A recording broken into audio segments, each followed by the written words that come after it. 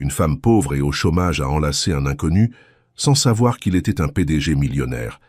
Il est tombé éperdument amoureux. Claire Moreau marchait d'un pas lent et désorienté à travers les rues glacées de Lyon, ses bottes martelant les pavés humides de la presqu'île. La grisaille de l'hiver s'était infiltrée jusque dans son humeur. À 29 ans, elle se retrouvait à nouveau sans emploi, dépitée par une autre entrevue ratée où ses compétences avaient été éclipsées par son manque d'expérience concrète. Le vent siffla entre les immeubles, faisant voler une mèche de ses cheveux châtains devant ses yeux. Elle soupira, relevant machinalement le col de son manteau usé, puis traversa la place Bellecour sans réelle direction. Ce jour-là, la ville semblait engourdie, comme figée dans une léthargie hivernale. Les passants étaient rares et pressés, chacun enfermé dans son propre monde. C'est peut-être ce silence ambiant qui lui permit de le remarquer. Un homme était assis seul sur un banc, droit mais effondré, vêtu d'un costume sombre trop élégant pour l'occasion. Il regardait droit devant lui, les mains croisées, immobile. Quelque chose dans sa posture, dans son regard vide, heurta Claire comme une vérité brutale. Elle s'arrêta, d'abord incertaine, puis, sans même réfléchir, elle s'approcha, lentement. Il ne la vit pas venir. Ce n'est que lorsqu'elle s'agenouilla doucement devant lui qu'il leva les yeux. Son visage était fermé, marqué d'une fatigue profonde, comme si le poids d'un monde invisible s'abattait sur ses épaules. Claire ne dit rien. Il n'y avait rien à dire.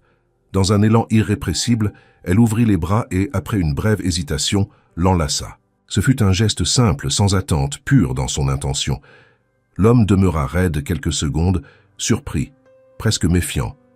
Puis, lentement, quelque chose en lui céda. Ses bras se refermèrent autour d'elle avec prudence, puis avec intensité.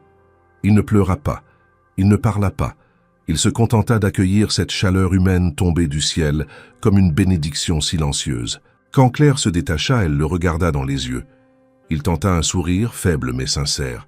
Elle ne demanda ni son nom, ni la raison de son chagrin. Elle se leva, lui fit un petit signe de tête et s'éloigna dans le froid du soir qui tombait. Ce n'était qu'un instant. Un battement de cœur. Mais en elle, quelque chose venait de changer. Peut-être parce qu'elle s'était sentie utile, peut-être parce qu'elle avait vu une détresse plus grande que la sienne. Elle ne savait pas. Elle ne voulait pas analyser. Elle voulait juste se souvenir que ce jour-là, elle avait tendu la main à un inconnu sans rien attendre en retour. Elle continua sa marche, le cœur encore serré, mais moins seul, curieusement apaisé. Jamais elle n'aurait imaginé que ce geste, né d'un simple élan de compassion, allait bouleverser sa vie entière. Elle ne se retourna pas pour voir si l'homme était encore là. Pour elle, c'était fini, un moment suspendu, enfermé dans une bulle de silence et d'humanité. Elle l'avait fait parce que c'était juste, parce que c'était humain. Et dans ce geste gratuit, elle avait laissé un peu d'elle-même, sans savoir qu'elle venait de rencontrer son destin. Le lendemain matin, Claire se leva tôt, bien qu'elle n'ait aucun rendez-vous prévu. Une étrange énergie semblait l'animer, comme si l'étreinte de la veille l'avait sortie d'une torpeur invisible. Pourtant, elle n'avait pas cessé de penser à cet homme en costume sombre, assis seul sur ce banc de la place Bellecour. Elle se rappelait chaque détail de son visage, ce regard perdu, presque vide, et cette manière si particulière dont il l'avait enlacé, comme s'il n'avait pas été touché depuis des années. Elle tenta de chasser ses pensées, se convainquant qu'il ne s'agissait que d'un moment passager, une anecdote de plus dans sa vie chaotique. Mais son cœur, lui, refusait d'oublier. Dans les jours qui suivirent, Claire reprit ses démarches, envoyant des candidatures, assistant à quelques ateliers pour demandeurs d'emploi, évitant soigneusement les rues trop familières où son espoir s'était souvent égaré. Mais le visage de cet inconnu la hantait. Il n'avait rien dit. Pourtant, elle avait l'impression d'avoir perçu en lui une douleur immense, contenue, presque dangereuse dans sa retenue. C'était un homme qui semblait venir d'un autre monde, un univers de responsabilités et de décisions lourdes, et qui pour un instant avait été ramené à une humanité brute par un simple geste. Puis un après-midi, alors qu'elle attendait dans un petit café du vieux Lyon, un appel pour un poste administratif sans grand intérêt, Claire vit entrer un homme à la démarche assurée. Il portait un manteau long, noir, parfaitement ajusté, et un costume aussi impeccable que celui qu'elle avait vu sur le banc de Bellecour. Son cœur accéléra d'un coup. Elle le reconnut instantanément. C'était lui. Il ne la vit pas. Ou peut-être fit-il semblant. Il commanda un café, parla brièvement avec le serveur d'un ton neutre, puis s'installa à une table au fond, sortant un petit carnet de cuir noir dans lequel il se mit à écrire. Claire l'observa discrètement, fascinée par l'élégance de ses gestes, la précision presque mécanique de ses mouvements. Il semblait totalement absorbé, comme détaché du monde qui l'entourait. Un mur invisible l'enveloppait, le séparant des autres clients, du bruit, de la vie même. Elle hésita longuement. Devait-elle aller le voir, le remercier, lui rappeler ce moment, ce court instant de vulnérabilité partagée? Non, quelque chose en elle lui dit que ce n'était ni le lieu, ni le moment. Elle se leva finalement et sortit, le cœur battant, troublée par cette nouvelle rencontre fortuite. Mais le destin, semble-t-il, ne connaissait pas le mot hasard. Car 3 jours plus tard, alors qu'elle consultait ses mails dans un centre de coworking municipal, elle reçut un message d'un certain Antoine Delmas, assistant du président-directeur général de Lucentix, un géant de la technologie basé à Paris. Le message était cordial, presque formel. Il la conviait à un entretien sans expliquer pourquoi ni comment elle avait été repérée. Aucune candidature n'avait été envoyée à cette entreprise. Aucune alerte n'avait été programmée. Rien. Le nom de Lucentix lui était vaguement familier. Une entreprise à la pointe de l'innovation, impliquée dans des projets sociaux, en développement, mais aussi connue pour sa culture d'entreprise extrêmement sélective. Elle relut le message plusieurs fois, perplexe. Tout semblait authentique. Le mail venait d'un domaine officiel, la signature correspondait aux standards professionnels. Pourtant, l'absence de contexte la mettait mal à l'aise. Elle passa la soirée à se demander si elle devait accepter. Elle n'avait rien à perdre, certes, mais la sensation étrange d'être observée, choisie, l'emplissait d'une anxiété sourde. Finalement, après avoir tourné en rond dans son petit appartement jusqu'à minuit, elle confirma sa présence pour le rendez-vous prévu dans 2 jours. Le jour dit, elle prit un train matinal pour Paris, le cœur serré par l'appréhension. Elle avait emprunté une robe sobre à une amie, coiffé ses cheveux avec soin, et maquillé ses cernes pour paraître plus reposée. L'imposant siège de Lucentix se dressait au cœur du quartier d'affaires, un bâtiment de verre aux reflets métalliques, intimidant par sa simple présence. À la réception, elle fut accueillie par une hôtesse souriante qui connaissait déjà son nom. On lui demanda de patienter dans un salon spacieux, orné d'écrans diffusant des innovations technologiques futuristes. Claire observait tout cela avec un mélange d'émerveillement et d'incrédulité. Puis, au bout de quelques minutes, un homme s'approcha.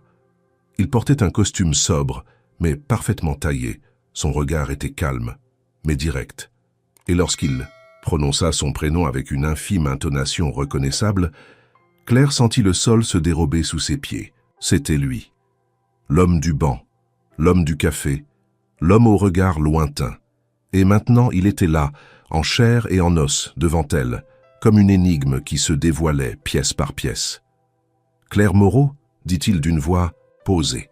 Elle hocha la tête, incapable de prononcer un mot. « Je suis Damien Lefebvre. Entrez, je vous en prie. » Alors qu'elle le suivait dans le long couloir vitré, 1000 questions tourbillonnaient dans son esprit.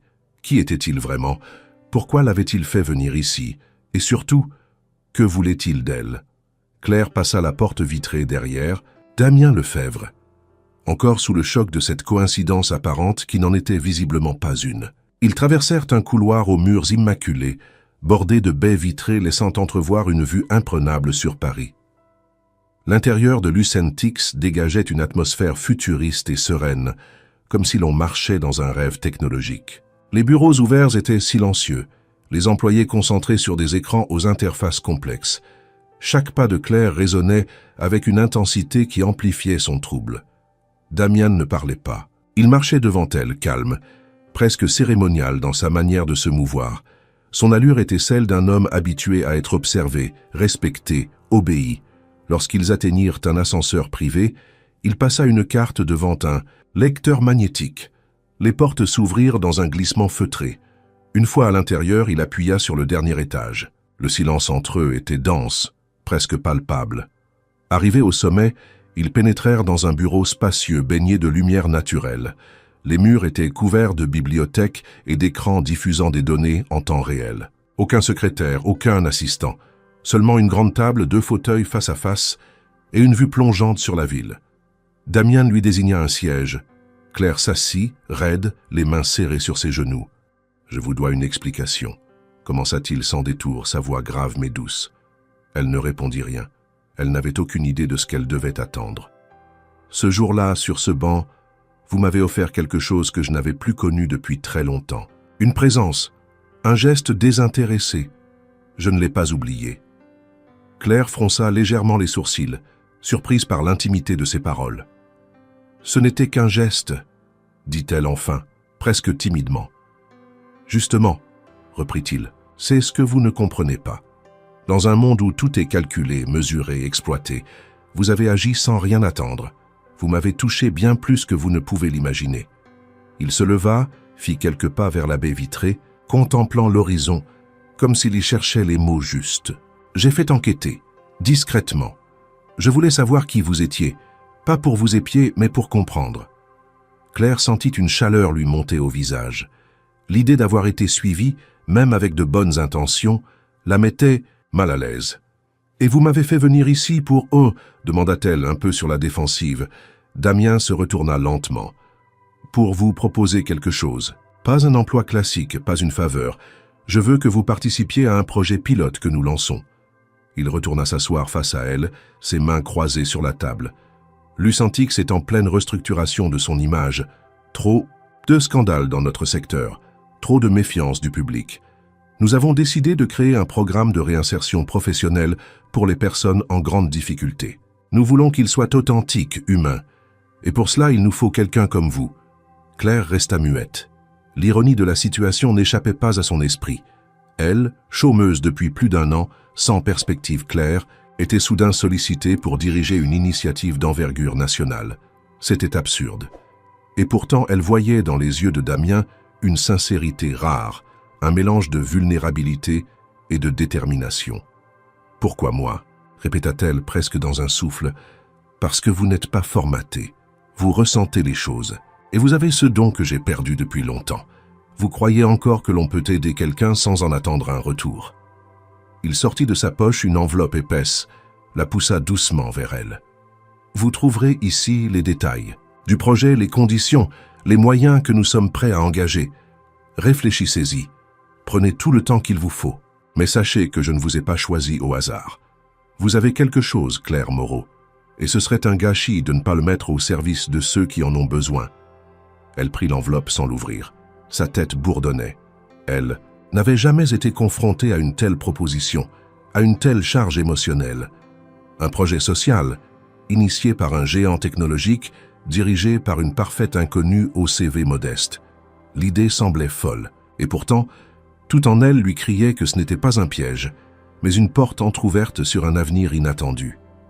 Elle se leva lentement, remercia Damien d'une voix incertaine. Il lui sourit, un sourire discret, presque imperceptible, mais réel. « Merci d'être venu. Quelle que soit votre décision, sachez que je vous suis reconnaissant. » Elle sortit du bureau, l'enveloppe serrée contre elle, comme un talisman dont elle ne connaissait pas encore les pouvoirs. Dans l'ascenseur, son reflet lui renvoya l'image d'une femme différente. Quelque chose avait changé. Elle ne savait pas encore quoi, mais elle sentait, au plus profond d'elle-même, que rien ne serait plus jamais comme avant. Claire ne ferma pas l'œil de la nuit. Elle avait lu et relu le contenu de l'enveloppe que Damien lui avait remise, ses yeux parcourant chaque ligne, avec un mélange de stupeur et d'enthousiasme grandissant. Le dossier décrivait un projet social ambitieux, baptisé « Initiative Horizon ». Il s'agissait de créer un centre pilote à Paris, destiné à offrir une formation accélérée, un accompagnement psychologique et un réseau de contacts professionnels à des chômeurs de longue durée issus de milieux précaires, le tout entièrement financé par Lucentix. Le document précisait que Claire aurait une autonomie quasi totale dans la conception et la gestion du programme, avec un budget conséquent et une équipe à constituer elle-même. Elle n'en revenait pas.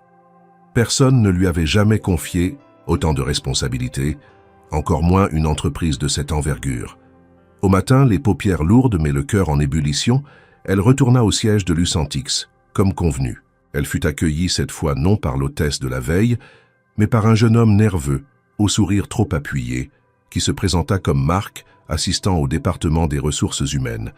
Il lui fit signe de le suivre sans un mot, de trop, et l'escorta à travers un couloir parallèle, plus discret, moins vitré, jusqu'à une salle de réunion au style épuré. À l'intérieur, Claire découvrit 3 personnes. Une femme d'une quarantaine d'années, élégamment vêtue, aux traits fins et au regard calculateur, qui tapotait sur une tablette sans lever les yeux. Un homme plus âgé, crâne dégarni, costume 3 pièces, les doigts croisés sous le menton, observant Claire avec une curiosité froide. Et enfin Damien, assis au bout de la table, vêtu d'un pull gris sur une chemise blanche, l'air à la fois détendu et concentré. « Claire, dit-il en se levant, merci d'être venue. Je vous présente Amélie Girard, directrice de la communication, et Bernard Lemoine, directeur des ressources humaines. » Claire salua poliment, s'efforçant de ne pas trahir sa nervosité. Amélie se contenta d'un signe de tête bref, puis retourna à son écran. Bernard, lui, l'invita à s'asseoir d'un geste lent, presque cérémoniel. « Alors, mademoiselle Moreau, dit-il, votre parcours est atypique. » Il marqua une pause, comme pour savourer l'effet de son mot. Peu de diplômes de prestige, des expériences variées mais courtes, une instabilité certaine. Claire sentit une bouffée de chaleur lui monter au cou. Elle savait que son curriculum vitae n'impressionnait personne dans cette salle. « C'est vrai, répondit-elle simplement, mais j'ai appris à m'adapter. Et je crois profondément que ce projet demande plus d'humain que de titres. » Amélie leva enfin les yeux. Son regard était acéré, perçant. « Et pourquoi vous, précisément ? Pourquoi devrions-nous confier à une inconnue sans référence solide la gestion d'une initiative aussi sensible ?» Claire la fixa sans ciller. « Parce que je comprends ce que vivent ces gens. J'ai attendu des heures dans les halls de Pôle emploi. J'ai été ignoré, jugé, dévalorisé. Je sais ce que c'est que de perdre confiance en soi. Et je sais aussi que la seule chose qui peut faire la différence, c'est quand quelqu'un vous tend la main. Pas par charité, par conviction. » Damien esquissa un sourire imperceptible. Amélie, elle, replongea dans sa tablette. « Le projet, reprit Damien, nécessitera une coordination avec plusieurs ministères, des ONG partenaires et une communication rigoureuse. Vous ne serez pas seul, bien sûr, mais il faut que vous sachiez dans quoi vous vous engagez. » Claire hocha la tête. « Je suis prête. Et si je ne le suis pas encore, je le deviendrai. » Bernard sembla agréablement surpris. Il griffonna quelques notes sur un carnet. « Nous allons organiser une période probatoire de 3 mois. Vous aurez accès aux ressources de l'entreprise, sous la supervision de Madame Girard. Ce sera à vous de prouver que cette intuition de Damien n'est pas qu'un caprice. » Le mot « caprice » fit tressaillir Damien, mais il ne dit rien. La réunion s'acheva sans cérémonie. Amélie quitta la salle la première, Bernard la suivit. Damien attendit que Claire se lève, puis l'accompagna jusqu'à l'ascenseur. « Vous vous êtes très bien défendu, » dit-il une fois les portes refermées. « Je me sentais comme un animal en cage, » répondit-elle en esquissant un sourire nerveux. « C'était un test, et vous l'avez passé haut la main. » Elle baissa les yeux puis le regarda de nouveau. Pourquoi est-elle si opposée à moi? Amélie est loyale. Elle protège cette entreprise comme si elle l'avait fondée, et elle se méfie de ce qu'elle ne contrôle pas. « Et vous ?» demanda Claire. Damian la fixa longuement. « Moi, je crois que certaines choses échappent au contrôle, et parfois c'est une bénédiction. » L'ascenseur s'ouvrit. Claire sortit la première. Elle ne savait pas encore à quel point cette première entrevue marquerait un tournant décisif dans sa vie. Mais une chose était certaine, le monde venait d'ouvrir une porte, et elle avait décidé d'y entrer, sans hésitation. Le bureau que l'on attribua à Claire au sein de Lucentix n'avait rien de spectaculaire. Une pièce de taille moyenne, mur blanc cassé, une grande fenêtre avec vue sur une cour intérieure où des employés se croisaient sans un mot. Pourtant, en y entrant pour la première fois, elle ressentit une étrange légitimité, comme si ce lieu, sans faste ni décor, symbolisait le début d'un chemin qu'elle n'aurait jamais imaginé emprunter. Un ordinateur portable dernier cri, un carnet vierge, quelques fournitures soigneusement rangées dans un tiroir.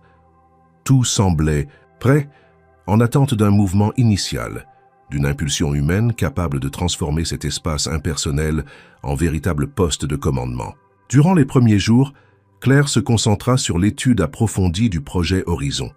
Les documents fournis par Damien étaient clairs, méticuleusement élaborés, mais laisser place à l'interprétation et à l'initiative. L'idée n'était pas de suivre un plan figé, mais de construire quelque chose de vivant, en perpétuelle adaptation. Elle rencontra successivement plusieurs responsables de pôles internes, ressources humaines, développement durable, relations, publiques, chacun lui expliquant les outils disponibles, les limites logistiques, les attentes implicites. Si certains la regardaient avec curiosité, d'autres affichaient une neutralité presque clinique, comme s'ils attendaient la preuve irréfutable qu'elle méritait sa place. Mais la surprise vint de Damien lui-même. Contrairement à ce qu'elle imaginait, il ne se contenta pas de la saluer brièvement de temps à autre. Il prit le temps chaque matin de passer par son bureau pour lui poser une question, partager une réflexion ou simplement observer ses progrès. Leur échange, d'abord formel, se transforma rapidement en une routine presque complice. Il n'imposait rien, il écoutait, il demandait conseil, parfois même sur des sujets éloignés du projet Horizon. Cette attitude déstabilisait Claire, peu habituée à ce que l'on considère ses idées comme réellement pertinentes dans un environnement professionnel. Un vendredi soir, alors que la plupart des bureaux étaient déjà vides, Damien entra sans frapper, tenant 2 cafés à la main.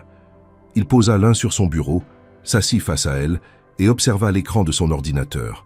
« Vous avez fait tout cela en une semaine. J'ai repris la structure initiale et ajouté quelques modules spécifiques pour les bénéficiaires plus âgés.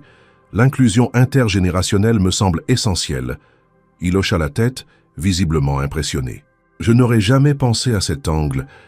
Vous voyez des choses que personne ici ne voit. » Claire détourna le regard, troublée par la sincérité de son ton. « Je suppose que, quand on a été de l'autre côté, on perçoit différemment ce qui est nécessaire. » Un silence confortable s'installa entre eux. Damien sirota son café, puis reprit la parole d'une voix plus basse. « Ce jour-là, à Bellecour, vous saviez ce que vous faisiez ?» Elle sourit doucement, posant sa tasse. « Non, je ne réfléchissais pas. C'était instinctif. J'ai vu quelqu'un qui avait besoin de quelque chose que je pouvais donner. Et c'est tout. » Damien la fixa intensément. « Ce geste m'a sauvé, vous savez. » Elle ne répondit pas. Elle n'avait pas de mots pour répondre à une telle affirmation. Alors elle laissa le silence parler pour elle. Un silence respectueux, chargé d'émotions. Les semaines passèrent et le projet prit forme. Claire constitua une petite équipe, choisissant des profils atypiques, des gens au parcours cabossé, mais riches en vécu. Elle convainquit un ancien éducateur, une psychologue communautaire, une entrepreneuse ayant connu la précarité, et même un ancien bénéficiaire d'un programme similaire. Ensemble, ils développèrent une méthodologie d'accompagnement fondée sur la confiance, la réciprocité et l'empowerment. Le nom du programme, Horizon, prit une résonance particulière pour chacun. Pendant ce temps, la relation entre Claire et Damien évoluait dans un équilibre subtil. Ils ne se tutoyaient pas encore, mais leur langage corporel trahissait une proximité croissante. Une main qui frôle par inadvertance, un regard qui dure un peu trop longtemps, une intonation plus douce.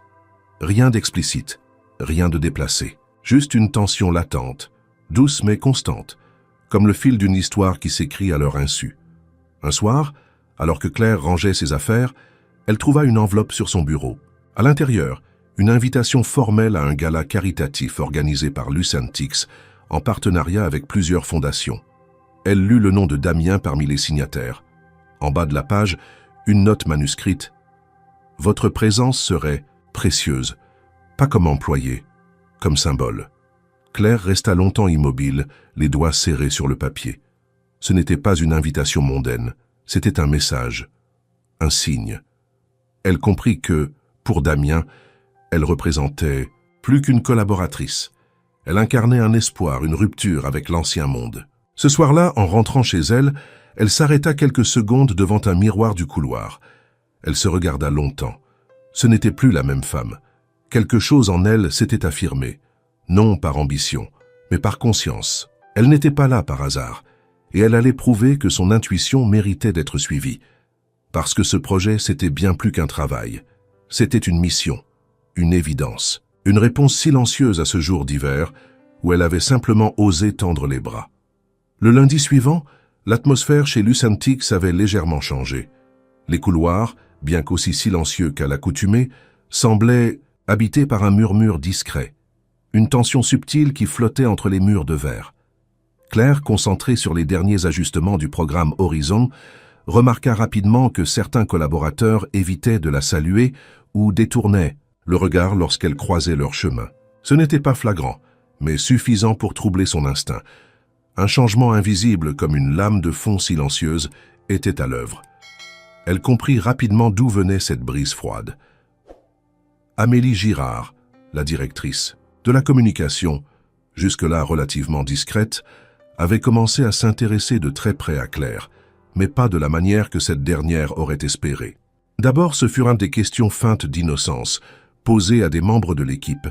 Elle a travaillé où avant? Vous êtes sûr de ses compétences? Ou encore, elle est vraiment censée diriger ce projet toute seule?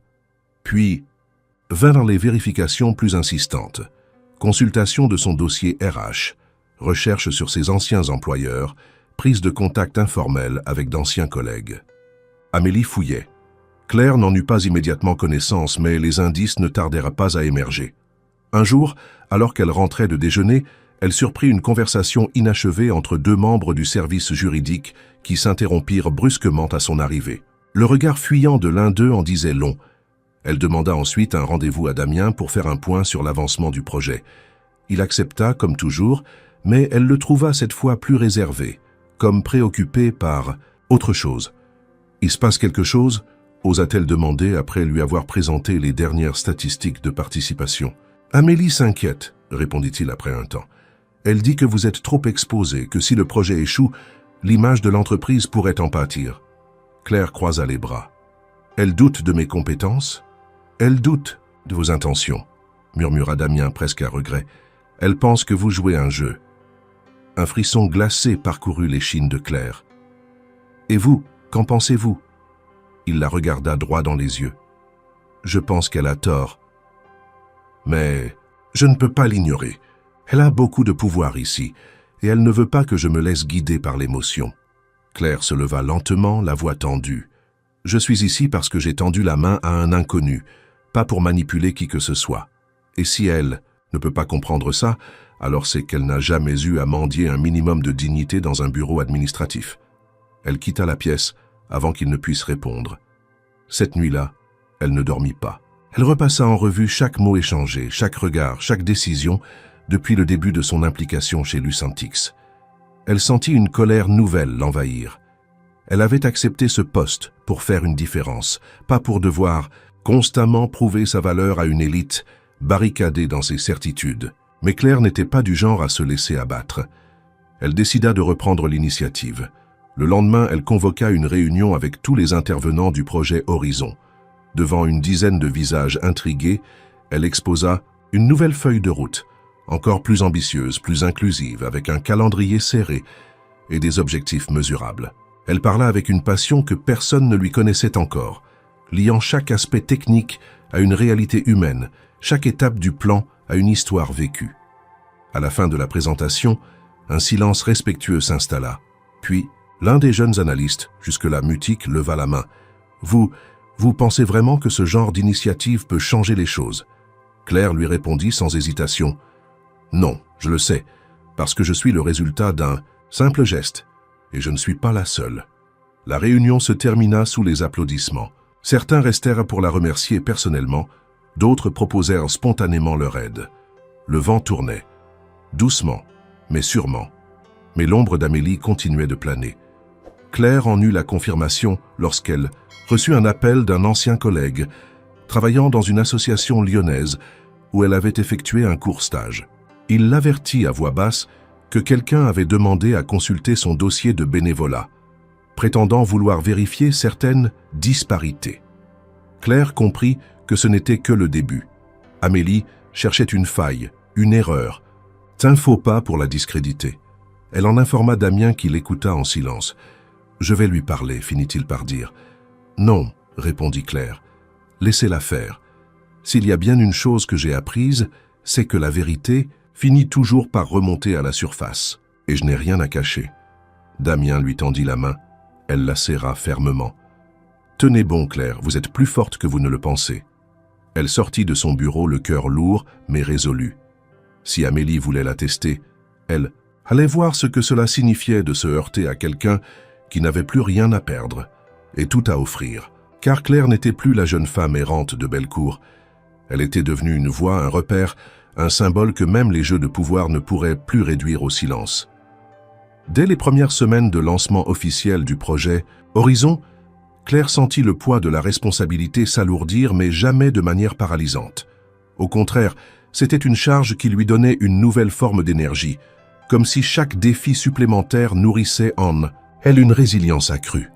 Le centre pilote, installé dans un ancien bâtiment municipal rénové en périphérie parisienne, ouvrit ses portes à une première vague de participants, soigneusement sélectionnés parmi des centaines de candidatures. Ils venèrent de tous horizons, anciens ouvriers licenciés, mères célibataires en rupture professionnelle, jeunes diplômés sans réseau, réfugiés francophones, et même quelques personnes sorties récemment de la rue. Claire décida dès le départ d'être présente physiquement tous les jours, non pas comme une directrice inaccessible, mais comme une figure de référence engagée et attentive. Elle se mêlait aux ateliers, participait aux séances de coaching collectif, servait les repas avec les bénévoles, écoutait longuement les récits parfois brisés, parfois rageurs, de ceux qui avaient trop longtemps été tenus en marge. Très vite, elle devint Claire, tout simplement. Pas Madame Moreau, pas la responsable, juste Claire, un prénom murmurant de la proximité, une invitation implicite à la confiance. Ce qui frappa d'emblée les bénéficiaires, ce fut son écoute. Elle ne cherchait pas à résoudre, à conseiller hâtivement, ni à imposer des réponses toutes faites. Elle posait les bonnes questions, observait les silences, offrait des regards francs. Cette attitude déstabilisait certains au début, habitués à une hiérarchie froide, à des structures qui prétendaient aider, mais fonctionnaient sur des indicateurs plus que sur des réalités humaines. Mais peu à peu, chacun comprit que cette femme, sans diplôme prestigieux ni passé flamboyant, possédait une autorité naturelle, forgée dans l'expérience, la chute, le relèvement. Parmi les membres de l'équipe, les premières résistances s'évanouirent rapidement. Claire n'avait pas recruté par CV, mais par vécu et par capacité à transmettre. Léo, l'ancien éducateur, trouva en elle une partenaire de réflexion exigeante mais ouverte. Myriam, la psychologue communautaire, dit un jour en réunion « Tu ne gères pas ce projet, tu l'habites ». Quant à Karim, le jeune entrepreneur, qui avait connu l'errance avant de fonder une petite coopérative, il lui confia lors d'une pause café « Tu sais pourquoi il t'écoute? Parce que t'as jamais prétendu tout savoir ». Même Damien, qui venait parfois visiter le centre, en toute discrétion, semblait chaque fois plus impressionné par la façon dont Claire tenait son rôle. Il restait souvent en retrait, observait les interactions, posait quelques questions, mais il ne faisait aucune intervention directe, laissant Claire orchestrer chaque aspect. Un soir, alors qu'ils étaient seuls dans la petite salle de réunion, du centre, il lui dit, presque dans un souffle, « Tu viens de transformer un projet d'entreprise en mouvement humain. » Claire ne répondit pas tout de suite. Elle savait que ce compliment n'était pas lancé à la légère. Pourtant, tout n'était pas simple. Le projet attisait des jalousies internes. Certains cadres de Lucentix, moins visibles depuis le virage social de l'entreprise, faisaient en savoir leur mécontentement à voix basse. Les rapports envoyés au comité de direction devenaient plus scrutés. Amélie, toujours présente en coulisses, redoublait de vigilance. Elle exigeait des statistiques mensuelles, des justifications budgétaires et proposait des modifications de communication qui aseptisaient les récits, voulant gommer toute notion de précarité trop explicite. Claire résistait. Elle ne voulait pas édulcorer. Le projet n'était pas une campagne de marketing, mais une réalité incarnée. Une autre épreuve inattendue surgit lorsqu'un bénéficiaire, Marc, un homme d'une cinquantaine d'années en grande détresse psychologique, fait une tentative de suicide après une séance particulièrement bouleversante. L'équipe fut secouée. Claire passa une nuit entière à l'hôpital avec sa famille. Elle ne donna aucune interview, refusa toute récupération de l'événement. Elle savait que cet acte ne pouvait être réduit à une simple défaillance du programme. C'était un cri, une faille humaine que même la meilleure structure ne pouvait toujours prévenir. Le lendemain, elle réunit tout le centre, professionnel et bénéficiaire. Elle parla longuement, les yeux humides, mais la voix ferme sur les limites, la douleur, l'engagement. Et ce jour-là, quelque chose changea. Un silence solidaire envahit les lieux. comme un pacte tacite entre tous les présents. Continuez, malgré tout. Les résultats, cependant, commencèrent à parler d'eux-mêmes. En moins de 3 mois, plusieurs bénéficiaires retrouvèrent un emploi stable. D'autres lancèrent des micro-initiatives avec l'aide du programme. Des partenariats locaux furent signés. Des anciens du centre, pourtant hostiles au départ, revinrent témoigner la gorge serrée de ce qu'ils avaient reconstruit. Les médias commencèrent à s'intéresser, prudents d'abord, puis de plus en plus curieux. Claire restait humble. Elle répétait souvent à son équipe « On ne fait pas de miracle, on crée des conditions ». Mais au fond, elle savait qu'un frémissement était en marche. Elle sentait que quelque chose de plus grand qu'elle, tous prenaient forme. Et cela, elle ne le devait ni à un plan stratégique, ni à un budget colossal. Elle le devait à un geste, un seul, un jour d'hiver, sur un banc, un bras tendu, une étreinte. Le monde, parfois, change avec si peu. Le matin du lundi suivant, Claire arriva au Centre Horizon avec l'esprit encore alourdi par les événements récents. Elle avait passé le week-end à revoir les dossiers des bénéficiaires, à ajuster les plannings des ateliers et à rédiger un rapport détaillé pour le comité de direction de Lucentix. Elle espérait que ces efforts contribueraient à renforcer la crédibilité du projet et à apaiser les tensions internes. Cependant, dès qu'elle franchit le seuil du bâtiment, elle sentit une atmosphère différente. Les regards étaient fuyants, les conversations s'interrompaient à son passage et une tension palpable flottait dans l'air. Intriguée, elle se dirigea vers son bureau où elle trouva Léo, l'éducateur, et Myriam, la psychologue, en Tsontati. Pleine discussion à voix basse. À sa vue, ils se turent brusquement, échangeant un regard inquiet. « Qu'est-ce qui se passe ?» demanda Claire, sentant une boule se former dans son estomac. Léo hésita puis tendit son téléphone à Claire. Sur l'écran, un article de blog s'affichait avec un titre accrocheur « Lucentix. Quand l'humanitaire cache une liaison douteuse ». Le texte insinuait que Claire avait obtenu son poste grâce à une relation intime avec Damien Lefebvre, le PDG de Lucentix. L'article était truffé de suppositions, de phrases ambiguës et de citations anonymes. Il mentionnait également des sources internes, affirmant que Claire n'avait pas les qualifications requises pour diriger un projet de cette envergure. Claire sentit le sol se dérober sous ses pieds. Elle s'assit lentement, les mains tremblantes, tandis que Myriam posait une main réconfortante sur son épaule. « C'est absurde, » murmura Claire. « Je n'ai jamais eu de relation avec Damien. »« On le sait, » répondit Myriam. « Mais ce genre de rumeur peut faire beaucoup de dégâts, surtout quand elles sont relayées par des médias à sensation. » Le téléphone de Claire vibra. Un message de Damien. « Je suis désolé pour cet article. On en parle dès que possible. » Elle répondit simplement « D'accord. » La journée fut un calvaire. Les bénéficiaires, bien que majoritairement solidaires, étaient perturbés. Certains posèrent des questions, d'autres évitaient Claire. Les membres de l'équipe tentaient de maintenir le cap, mais l'ambiance était lourde.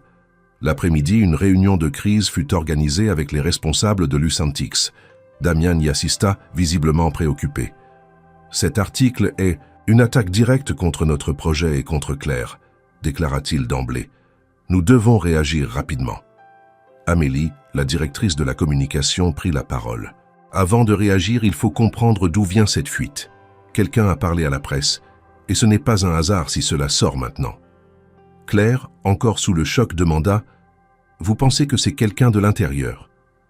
Amélie acquiesça. « C'est fort probable, et il faut identifier cette personne. » La réunion se termina sans décision concrète. Claire rentra chez elle, épuisée. Elle passa la soirée à relire l'article, à chercher des indices, des incohérences. Elle se remémora les dernières semaines, cherchant à comprendre qui aurait pu vouloir lui nuire. Elle pensa à Amélie, à certains cadres de Lucentix, à des anciens collègues. Mais rien ne semblait évident.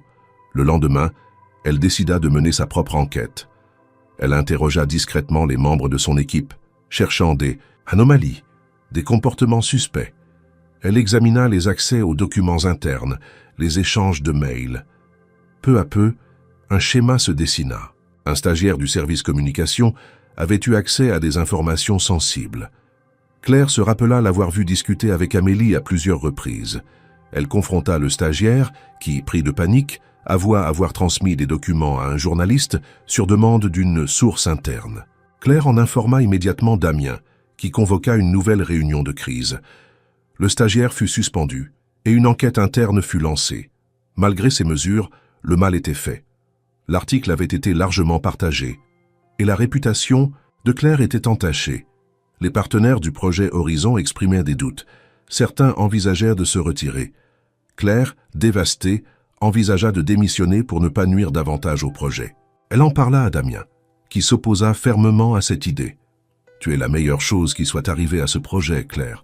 Ne laisse pas des rumeurs infondées te faire douter de toi. » Mais Claire était ébranlée. Elle se sentait trahie, humiliée, et craignait que sa présence ne compromette l'avenir du projet Horizon. Elle demanda un temps de réflexion, décidant de s'éloigner quelques jours pour faire le point. Pendant son absence, l'équipe continua de travailler, soutenue par Damien. Les bénéficiaires, malgré les perturbations, poursuivaient leur parcours. Léo et Myriam prirent le relais, assurant la continuité des activités. Claire, de son côté, se réfugia chez une amie en province. Elle passa ses journées à marcher, à réfléchir, à écrire. Peu à peu, elle retrouva la force de se battre. Elle décida de revenir à Paris, déterminée à prouver son innocence et à défendre le projet Horizon, coûte que coûte. À son retour, elle fut accueillie chaleureusement par l'équipe et les bénéficiaires. Elle reprit son poste, plus déterminée que jamais. Elle savait que la route serait encore semée d'embûches, mais elle était prête à affronter les défis à venir, forte du soutien de ceux qui croyaient en elle et en son projet. Source: le retour de Claire au centre Horizon fut discret, sans éclat ni discours solennel. Elle franchit les portes du bâtiment un mardi matin, les traits fatigués, mais le regard décidé. Elle fut accueillie par des sourires sincères, des accolades retenues, quelques regards embués. Myriam lui tendit une tasse de café sans dire un mot, et Léo la guida jusqu'à son bureau, comme pour signifier que sa place n'avait jamais été vacante. Claire s'assit à son bureau, observa le carnet resté ouvert là où elle l'avait laissé, puis inspira profondément. Elle n'était pas encore totalement remise, mais quelque chose en elle s'était endurci. Elle n'était plus seulement une porteuse de projet. Elle était désormais une cible, et elle devait se comporter en conséquence. Au cours de la journée, elle reprit contact avec les membres de l'équipe, échangea avec plusieurs bénéficiaires, assista à une séance de coaching, puis se plongea dans les rapports en attente. Elle tenta de se réimprégner du rythme du centre, tout en gardant à l'esprit l'objectif parallèle qu'elle s'était fixé. Comprendre qui, au sein de Lucentix, avait orchestré la fuite qui avait alimenté le scandale. Le soir venu, alors que la plupart des employés quittèrent les lieux, Claire resta dans les locaux. Elle s'installa dans une salle de réunion, relut tous les courriels des dernières semaines, parcourut les échanges avec le service communication, recoupa les horaires, les destinataires, les mots-clés. Elle dressa une carte mentale des interactions les plus fréquentes entre son équipe et les autres départements de Lucentix, cherchant des anomalies, des comportements incohérents. Plusieurs noms revenaient, mais un en particulier attira son attention. Élodie, une stagiaire affectée temporairement à la communication interne, présente souvent dans les réunions mais peu impliquée, silencieuse, presque invisible. Claire se rappela un échange anodin, survenu peu avant la publication de l'article, où Élodie avait posé une question étrange sur sa relation avec Damien, sous couvert d'intérêt pour la dynamique de l'équipe. À l'époque, Claire n'y avait pas prêté attention, pensant à de la curiosité maladroite. Mais à présent, ce détail résonnait différemment. Le lendemain, Claire proposa à Élodie de l'accompagner pour un café à l'extérieur du centre. Dans une petite brasserie à quelques rues de là, elles s'installèrent en terrasse loin des oreilles indiscrètes. Claire engagea la conversation sur des sujets généraux, puis aborda doucement la question du scandale, laissant entendre qu'elle soupçonnait quelqu'un d'avoir trahi la confiance de l'équipe. Élodie resta d'abord évasive, mais son malaise était palpable. Claire adopta une posture bienveillante, non accusatrice. « Je ne suis pas là pour te piéger, Élodie. Mais tu étais proche d'Amélie Girard, non? Tu faisais tes rapports directement à elle ?» Élodie hocha la tête, les yeux baissés. Elle m'a demandé d'observer, de rapporter ce que je voyais, ce que j'entendais. Elle disait que c'était pour protéger la réputation de Lucentix. Je ne pensais pas que... Claire ne dit rien. Elle la laissa continuer. Un jour, elle m'a demandé de récupérer une copie d'un document confidentiel sur l'ordinateur d'un collègue, sous prétexte de vérification. Puis elle m'a dit de transférer certains extraits à une adresse e-mail. Elle n'a jamais précisé que c'était pour un journaliste. Mais après, j'ai vu l'article. Les phrases étaient là, celles que j'avais envoyées. La voix d'Élodie se brisa. Claire resta immobile. « Tu as gardé cette adresse ?» demanda-t-elle. Élodie sortit son téléphone, tremblante, et montra l'email en question. Claire le copia, la remercia calmement, puis quitta la brasserie, le cœur battant. Elle avait enfin une piste concrète. Le soir même, elle transmit les informations à Damien. Celui-ci, en apprenant la nouvelle, pâlit visiblement. Il fit venir immédiatement le responsable de la sécurité informatique, qui confirma que l'adresse email utilisée était liée à un compte personnel identifié comme étant celui d'un proche collaborateur d'Amélie. L'étau se resserrait.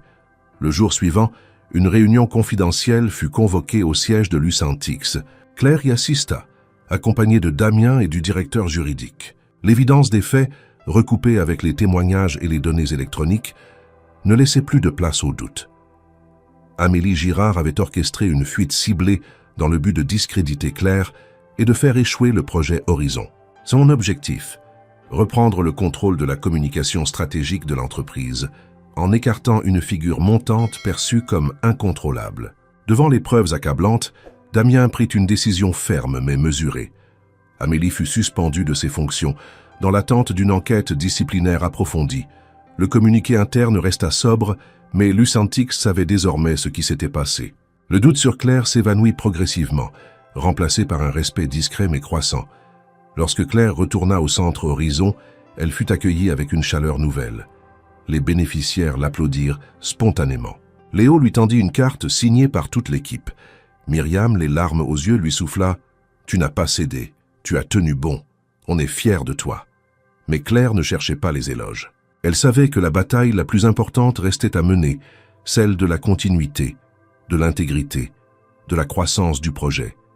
Elle savait aussi qu'une simple étincelle malveillante pouvait tout remettre en question. Et c'est pourquoi désormais elle marcherait avec encore plus de vigilance, mais aussi avec la certitude qu'elle n'était plus seule à porter Horizon. Elle avait une équipe, une cause, et une vérité qui, cette fois, avait triomphé. La semaine qui suivit la suspension d'Amélie Girard fut à la fois lourde de conséquences et libératrice pour Claire. D'un côté, la tension dans les couloirs de Lucentix demeurait palpable. Les visages étaient graves, les conversations codées, et la direction procédait à des audits silencieux sur les pratiques internes des différents départements. De l'autre, le centre Horizon retrouvait son élan, comme si le poids d'un soupçon injuste avait enfin été levé.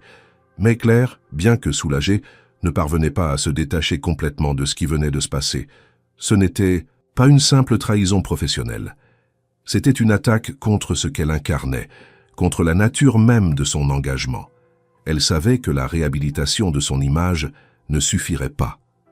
Il fallait aller plus loin, confronter directement celle qui avait voulu l'anéantir, comprendre ses motivations et, si possible, clore ce chapitre avec la dignité qu'elle s'efforçait de préserver depuis le début. Damien, bien qu'également ébranlé par les événements, lui laissa toute latitude. « Je te fais confiance. Ce que tu décideras de faire avec elle, je le soutiendrai, lui avait-il dit, avec une gravité rare dans sa voix. Claire demanda donc un entretien formel avec Amélie, qui fut accepté. Cela devait se dérouler dans une salle neutre, au siège de Lucentix, en présence d'un membre de la direction juridique, mais sans intervention extérieure. Le jour venu, Claire se présenta vêtue sobrement, le visage fermé mais calme. Amélie entra quelques minutes après, escortée par un assistant. Elle portait toujours son élégance comme une armure, mais son regard avait perdu de sa superbe. Elle s'assit en face de Claire sans dire un mot. Le silence dura quelques instants. Puis Claire parla, sa voix claire et posée. « Je ne suis pas venue pour régler des comptes, ni pour vous faire des reproches. Je veux comprendre. Pourquoi ?» Amélie, qui jusqu'ici n'avait pas bougé, croisa les bras. « Parce que je savais que vous seriez un problème. »« Pour qui ? Pour vous. Pour Lucentix ?» demanda Claire sans agressivité, mais avec une intensité perçante. « Pour l'équilibre. Pour la cohérence de ce que nous avions construit ici. Vous êtes arrivé sans diplôme prestigieux, sans réseau, sans les codes, et vous avez Pris une place centrale sans même vous en rendre compte. Cela déséquilibrait tout. Claire fronça légèrement les sourcils. Vous auriez pu me parler, travailler avec moi. Mais vous avez choisi de me faire tomber. Je ne voulais pas vous faire tomber.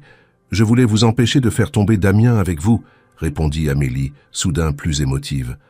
Vous ne voyez pas ce que je vois. Il change. Il se laisse emporter. Il vous écoute plus qu'il n'écoute le conseil. Il met en jeu des années de stabilité pour un projet qu'il a lancé sur un coup de tête à cause d'un geste. Elle marqua une pause, visiblement troublée. Je ne vous déteste pas, Claire. Je vous crains. Cette confession inattendue coupa Claire dans son élan. Elle ne s'attendait pas à une telle vulnérabilité. Ce projet n'est pas une lubie, murmura Claire. Et Damien ne s'est pas égaré. Il a vu quelque chose de nécessaire. Vous n'êtes pas obligé d'y croire, mais vous auriez pu essayer de comprendre. Amélie détourna les yeux. Le silence retomba dans la salle, dense, presque douloureux. Que va-t-il se passer maintenant ? Demanda-t-elle enfin. Ce n'est pas moi qui décide, mais je ne réclame pas votre exclusion. Je veux juste que la vérité soit reconnue, que ce que vous avez fait soit assumé. Amélie acquiesça lentement. Elle savait que le geste était irréversible, mais qu'un peu d'honnêteté pouvait peut-être réparer ce qui avait été cassé. L'entretien prit fin sans autre mot. Claire sortit de la salle, l'esprit alourdi, mais l'âme en paix. Elle avait affronté ce qu'elle redoutait le plus, et elle l'avait fait sans haine. En remontant dans le taxi qui l'attendait, elle regarda un instant son reflet dans la vitre. Elle ne vit plus la jeune femme perdue de la place Bellecour. Elle vit une combattante marquée mais debout, forgée par l'épreuve. À son retour au centre, elle retrouva Damien qui l'attendait dans son bureau. Il se leva en la voyant entrer. « Tu vas bien ?» demanda-t-il. « Oui, répondit-elle. Et toi ?» Il haussa les épaules. « Je suis fier de toi. C'est peut-être étrange à dire, mais tu m'apprends à devenir meilleur. » Elle ne répondit pas. Elle se contenta de s'asseoir, de poser son carnet sur la table et de lui adresser un sourire discret. La tempête était passée, et si d'autres viendraient sûrement, Claire savait désormais qu'elle avait les ressources pour y faire face, non par ambition, non par désir de pouvoir, mais parce qu'elle croyait profondément que changer les choses était encore possible, parce qu'un jour elle avait tendu la main, et que depuis ce jour elle n'avait jamais cessé de marcher. Les semaines suivant la confrontation entre Claire et Amélie marquèrent un tournant silencieux mais profond dans la dynamique de Lucentix. Bien que l'entreprise continuât à fonctionner selon ses standards habituels de performance et de rentabilité, un changement subtil s'était opéré au sein de ses plus hautes sphères. Les dirigeants, jusque-là centrés sur les résultats et l'image publique, commençaient à accorder plus d'attention aux initiatives humaines, aux voix autrefois marginalisées. Le projet Horizon, bien qu'encore jeune, imposait une nouvelle façon de penser, une manière différente de relier innovation et responsabilité. Damien Lefebvre, lui aussi, n'était plus le même. Claire le remarquait dans ses silences, plus méditatif, dans son regard moins fuyant et surtout dans ses gestes, désormais plus lents, presque réfléchis. Il n'assistait plus aux réunions comme avant. Il se rendait régulièrement au centre Horizon, mais restait en retrait, observant plus qu'il ne dirigeait. Claire comprit qu'il était à l'aube d'une décision majeure, bien que rien ne soit encore formulé. Ce fut lors d'un matin d'avril, un de ces jours où Paris semble vibrer d'une lumière douce et neuve, que tout bascula. Claire, comme à son habitude, était arrivée tôt au centre. Elle revérifiait les plannings des ateliers de la semaine. Une tasse de thé encore fumante posée à côté de son clavier, quand Myriam entra dans le bureau sans frapper, visiblement émue. « Claire, il y a une annonce sur l'intranet de Lucentix. Tu dois voir ça. » Claire, intriguée, ouvrit immédiatement la page mentionnée. Un message du comité exécutif venait d'être publié, accompagné d'une vidéo. Elle lança la lecture. L'image de Damien apparut à l'écran. Il était dans son bureau, seul, sans artifice. « Chers collaborateurs, commença-t-il, après plusieurs mois de réflexion, j'ai pris une décision importante pour l'avenir de Lucentix, mais surtout pour l'homme que je suis devenu. À compter de la semaine prochaine, je me retire temporairement de mes fonctions de président-directeur général. Je souhaite consacrer mon temps à accompagner un projet qui, plus qu'aucun autre, m'a redonné foi en l'humanité et en notre responsabilité collective. » Un murmure parcourut la pièce. Claire écoutait, figée. Le projet Horizon, porté avec une humanité et une force remarquables par Claire Moreau, a révélé une autre facette de ce que peut être une entreprise. Il m'a appris que la technologie sans compassion n'est qu'un outil. Mais avec de la compassion, elle peut devenir un vecteur de transformation profonde. Je veux me tenir à ses côtés, non pas comme un chef, mais comme un partenaire, pour apprendre, pour agir, pour contribuer différemment. Le message se conclut sans effet de style, simplement avec une phrase « Il est temps d'écouter autrement ». Claire resta un moment sans voix. L'émotion dans la salle était palpable. Léo entra, suivi de plusieurs membres de l'équipe. Tous avaient vu la vidéo. Certains avaient les larmes aux yeux, d'autres un sourire incrédule. Personne n'aurait imaginé un tel revirement. Damien Lefebvre, l'homme que beaucoup considéraient comme l'incarnation même du capitalisme technologique, venait de faire un pas radical vers l'humanisme appliqué. Dans les jours qui suivirent, l'arrivée de Damien comme membre actif du Centre Horizon provoqua un bouleversement médiatique. Les journaux, d'abord sceptiques, changèrent de ton au fil des interviews et des témoignages. L'image du dirigeant se transforma. On le vit participer aux réunions, porter des cartons, discuter longuement avec les bénéficiaires. Il ne cherchait pas à impressionner.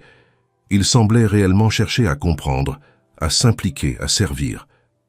Pour Claire, la cohabitation avec Damien dans ce nouveau rôle fut d'abord étrange. Elle, qui l'avait rencontré comme un inconnu, en détresse qu'il avait ensuite vu redevenir un PDG distant, devait maintenant apprendre à travailler avec lui comme avec un père. Mais au fil des semaines, une nouvelle complicité se construisit, moins marquée par les rapports de pouvoir, plus ancrée dans le respect mutuel. Ils débattaient souvent, s'opposaient parfois, mais avec une écoute profonde. L'équipe elle-même observa cette transformation avec admiration. Un après-midi, alors qu'ils marchaient ensemble dans le jardin partagé du centre, Damien s'arrêta. « Tu sais, Claire, je ne t'ai jamais vraiment remercié pour ce que tu as fait, pas juste pour moi, pour tous ceux que tu as réveillés. Ici, Claire le regarda un peu gênée, ce n'est pas moi, c'est ce qu'on crée ensemble, ce que chacun apporte. Peut-être, mais sans toi, il n'y aurait rien eu à créer. » Il se tut un instant, puis ajouta « Et si tu acceptais que ce projet devienne autant le tien que le mien ?» Elle fronça les sourcils, incertaine. « Ce projet est déjà le mien. Il est à tout le monde ici. » Damien sourit. « Je parle au-delà de ça. Claire, je veux que tu sois officiellement co-directrice du programme Horizon. Pas par reconnaissance, mais parce que tu le mérites. Parce que tu es indispensable. » Ce fut dit sans emphase, mais avec une force qui ne laissa aucun doute. Claire, bouleversée, accepta. Et dans ce jardin où tant d'histoires se croisaient, ce fut un nouveau départ. Un geste inattendu, non pas de rupture, mais de renaissance. Une promesse silencieuse que, parfois, la reconnaissance prend la forme la plus humble et la plus puissante, celle du partage. Le statut de Claire au sein du projet Horizon changea officiellement à la suite de la déclaration de Damien. Désormais, co-directrice, elle apparaissait dans les documents officiels de Lucentix, ses décisions figuraient dans les comptes rendus stratégiques et son nom était évoqué dans les conférences de presse. Pourtant, ce qui la transformait le plus n'était pas la reconnaissance institutionnelle, mais le regard des autres, celui, sincère et profond, des bénéficiaires du projet. Pour eux, Claire était devenue bien plus qu'une responsable. Elle représentait un espoir tangible, une preuve que le changement pouvait émaner de l'empathie et non de l'ambition. La popularité croissante du programme Horizon s'accompagnait d'un intérêt médiatique renouvelé. Cette fois, les articles mettaient en avant les réussites concrètes. Une mère célibataire lancée dans une formation de développeuse, Webb, un ancien SDF désormais gestionnaire d'un potager urbain, un jeune homme sorti du décrochage scolaire ayant intégré une entreprise partenaire. Les histoires personnelles, portées par des visages authentiques, capturaient l'attention du public. Les journalistes, autrefois sceptiques, parlèrent maintenant d'Horizon comme d'un modèle de réinsertion à l'échelle humaine. Claire, bien que sollicitée pour des interviews, refusait toute personnalisation excessive. Elle redirigeait systématiquement les projecteurs vers l'équipe, les bénéficiaires, les collaborateurs de terrain. Lorsqu'un grand média national lui proposa une couverture exclusive intitulée « La femme qui a réveillé Lucentix », elle répondit simplement « Ce n'est pas moi qu'il faut réveiller, c'est la société ». Damien, quant à lui, poursuivait son immersion dans le quotidien du centre. Il assistait à des ateliers, partageait des repas, prenait des notes lors des séances de bilan. Certains collaborateurs du siège, encore perplexes face à cette métamorphose, commencèrent eux aussi à visiter le centre. Des discussions se mirent en place pour reproduire le modèle dans d'autres villes. Un partenariat fut signé avec une municipalité de la région lyonnaise, puis avec une fondation belge. Horizon n'était plus un prototype, il devenait une méthode. Mais la reconnaissance la plus marquante arriva de manière inattendue. Un matin, Claire reçut une lettre officielle de la ministre de l'Économie sociale et solidaire. Elle y exprimait son admiration pour le travail accompli et proposait à Claire de rejoindre un groupe de réflexion nationale sur l'innovation sociale. Elle lui proposait également d'intervenir lors d'un colloque au Sénat, aux côtés de personnalités influentes du monde associatif et entrepreneurial. Claire, prise de court, consulta Damien. « Je ne suis pas une théoricienne, murmura-t-elle. Je suis sur le terrain, pas dans les hémicycles. » Damien répondit en souriant. « Ah, justement, c'est pour cela qu'ils ont besoin de t'entendre. » Elle accepta. Le jour du colloque, elle se rendit au palais du Luxembourg vêtue simplement, fidèle à elle-même. Elle monta sur scène sans discours préparé et parla avec le cœur. Elle raconta l'étreinte de Bellecour, le regard perdu de Damien, la première journée au centre, le rire d'un bénéficiaire après des semaines de silence, les nuits sans sommeil passées à douter, à espérer. La salle resta suspendue à ces mots. À la fin, une ovation se leva. Claire sentit ses jambes trembler mais tint bon. Elle venait d'offrir à cette assemblée un miroir dans lequel chacun pouvait se reconnaître, celui d'une société en quête de sens. Cette reconnaissance publique, cependant, ne la détourna jamais de son rôle quotidien. Elle continuait à accueillir les nouveaux bénéficiaires, à répondre aux appels tardifs, à consoler, à motiver, à écouter. Elle savait que le succès d'Horizon ne résidait pas dans les distinctions, mais dans la constance, dans cette capacité à être présente chaque jour, à faire front sans éclat. La relation entre Claire et Damien s'approfondit dans cette période. Ils n'étaient plus seulement des collègues, ni même de simples alliés. Une complicité rare, nourrie par l'adversité et les réussites partagées, les liait désormais.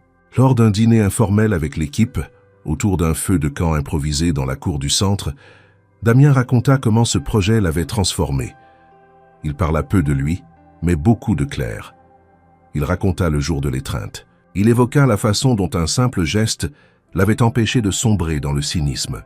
Puis, face à l'émotion palpable, il conclut « Cette femme que vous voyez chaque jour m'a appris que la plus grande force réside dans la tendresse, et grâce à elle, j'ai retrouvé ce que j'avais perdu, la foi en l'autre. » Personne n'osa briser le silence qui suivit. Claire, émue, baissa les yeux. Elle ne cherchait ni l'admiration ni les louanges. Mais entendre cela dans ce contexte, parmi ceux qu'elle aimait, lui donna la sensation rare d'une vie en accord parfait avec ses valeurs. Le centre Horizon fêtait alors sa première année. Un an de lutte, de bâtisses transformées, de parcours bouleversés. Un an de défis relevés, de peurs affrontées. Un an d'une révolution tranquille portée par l'écoute, la patience et la détermination d'une femme qui, sans le vouloir, était devenue le symbole d'une nouvelle manière de concevoir le progrès. Et tout cela, Claire ne l'oubliait jamais, avait commencé par une étreinte, un acte sans promesse, un geste offert à un inconnu dans une ville d'hiver, au cœur d'une place trop grande pour tant de solitude. La cérémonie avait été pensée dans la simplicité. Aucun podium, aucun discours pompeux, aucune bannière imposante. Juste quelques rangées de chaises disposées face à un banc en bois, sous les branches encore nues des arbres de la place Bellecour. L'air était frais, mais non glacial. Le ciel, d'un gris doux, semblait retenir sa pluie en hommage au moment. Ce jour-là, Lyon n'était pas bruyante. Elle murmurait comme si elle se souvenait elle aussi de ce qui s'était joué ici un an auparavant. Claire arriva la première. Elle portait un manteau beige, sobre, les mains dans les poches. Elle s'arrêta un instant face au banc. Le même, exactement le même. Le bois en avait gardé la courbe. Le fer forgé n'avait pas bougé. Elle y posa la main doucement, puis s'assit. Elle resta là quelques minutes, le regard perdu dans le vide, puis dans ses souvenirs. Rien ne semblait avoir changé, et pourtant tout en elle avait été bouleversé. Peu à peu, les invités commencèrent à arriver. Des anciens bénéficiaires du centre Horizon, des membres de l'équipe, des partenaires institutionnels, quelques journalistes, discrets. Certains habitants du quartier s'approchèrent aussi, intrigués par cette installation insolite. Damien apparut parmi les derniers. Il marchait lentement, saluant les visages connus, posant les yeux sur Claire avec une douceur retenue. À pas. L'heure prévue, il s'avança vers le centre du cercle informel qui s'était formé. Il ne prit pas de micro. Sa voix pourtant portait. Il y a 1 an, j'étais assis sur ce banc, seul, brisé, même si je ne l'avouais à personne. Et une inconnue m'a tendu les bras, sans question, sans condition. Cette étreinte, qui aurait pu rester un simple geste de passage, a bouleversé ma vie. Elle m'a rappelé que, parfois, ce sont les gestes gratuits qui changent le cours des choses. Il marqua une pause, balaya l'assemblée du regard. Cette femme, Claire, m'a non seulement sorti de ma torpeur, mais elle a redéfini ce que pouvait être l'impact d'une entreprise. Ensemble, nous avons créé le centre Horizon. Mais aujourd'hui, nous allons plus loin. Il se tourna vers Claire et lui tendit une clé dorée symbolique. Voici la clé du nouveau centre d'accueil que nous inaugurons aujourd'hui. Il portera un nom simple, l'élan, parce que c'est ce que tu as été. Un élan, une impulsion. Claire s'avança, prit la clé sans mots, les larmes au bord des yeux. Elle remercia d'un signe de tête, puis se tourna vers l'assistance. Ce lieu ne sera pas un centre.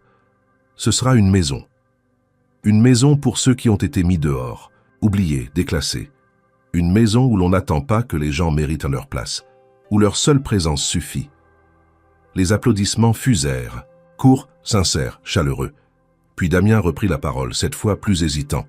Il y a une chose que je n'ai encore jamais faite publiquement, une décision que je porte en moi depuis plusieurs mois. Il s'approcha de Claire, lui, tendit un petit dossier blanc. Je veux que tu sois officiellement cofondatrice de l'initiative Horizon. Ce n'est pas une promotion, c'est une reconnaissance. Tu n'as pas porté ce projet, tu l'as incarné. Claire, les mains tremblantes, ouvrit le dossier. Son nom y figurait aux côtés de celui de Damien sur les statuts mis à jour de la fondation. Elle ferma les yeux un instant, submergée par l'émotion. Puis, dans un élan inattendu, elle s'adressa à Damien, non plus comme à un collègue, mais comme à un complice. Et si on arrêtait de prétendre qu'il ne se passe rien d'autre que du travail entre nous? Un silence incrédule suivit, puis Damien éclata d'un rire surpris, sincère. Je me disais justement qu'il serait temps. Et là, devant tous, Claire et Damien s'embrassèrent. Pas un baiser hollywoodien, pas une démonstration, juste un échange vrai, un pacte scellé. L'assemblée, d'abord figée, applaudit de plus belle. Dans les mois qui suivirent, le centre L'élan devint un espace de référence. Les collaborations se multiplièrent.